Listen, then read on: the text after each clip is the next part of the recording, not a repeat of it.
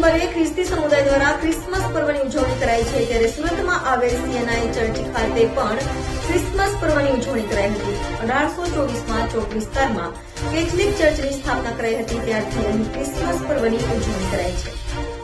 આજે 25મી ડિસેમ્બર એટલે ક્રિસમસની વિશ્વભરમાં ધામધૂમથી ઉજવણી કરવામાં આવી રહી છે, ત્યારે ખાસ કરીને મિની ભારત તરીકે ઓળખાતા સુરત શહેરના ચોક બજાર ખાતે CNI ચર્ચને ક્રિસમસ નિમિત્તે ખૂબ જ સરસ રીતે સજાવવામાં આવ્યું છે।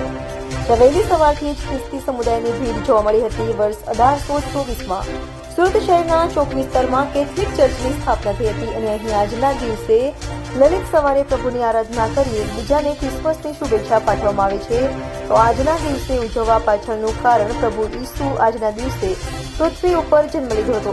માનવ જાતિના કલ્યાણ માટે પ્રભુ ઈસુએ જન્મ લીધો હતો, તેથી 25 ડિસેમ્બરની ક્રિસમસ તરીકે ઉજવણી કરાઈ છે। આજે નાતાલ છે એટલે પ્રભુ કૃષ્ણ જન્મની ઉજવણી આ સમસ્ત વિશ્વમાં થઈ રહી છે। એની સાથે અહીંયા ચર્ચમાં પણ પૂરા હર્ષ અને ઉલ્લાસથી પ્રભુ કૃષ્ણ જન્મની ઉજવણી કરી રહ્યા છે। સવારે શ્રદ્ધાળુઓ આવે છે અને તેઓ ભક્તિ સભામાં આરાધનામાં ભાગ લે છે અને પૂરા આનંદની ઉમંગથી પ્રભુ કૃષ્ણ જન્મના ગીતો ગાય છે અને ત્યારબાદ પ્રભુ ખ્રિસ્તનું જે શિક્ષણ છે એના આધારે સંદેશો આપવામાં આવે છે અને ત્યારબાદ લોકો હર્ષોલ્લાસ એકબીજાને મળીને પ્રભુ કૃષ્ણ જન્મની વધામણી આપે છે, મેરી ક્રિસમસ ને હેપી ન્યૂ યર કહીને એકબીજાને શુભેચ્છાઓ પાઠવે છે। આપણું ચર્ચ કેટલું જૂનું છે અને વિશેષતા શું છે? આ ચર્ચ એ ગુજરાતનું જૂનામાં જૂનું ચર્ચ છે, પ્રોટેસ્ટન્ટ ચર્ચ છે।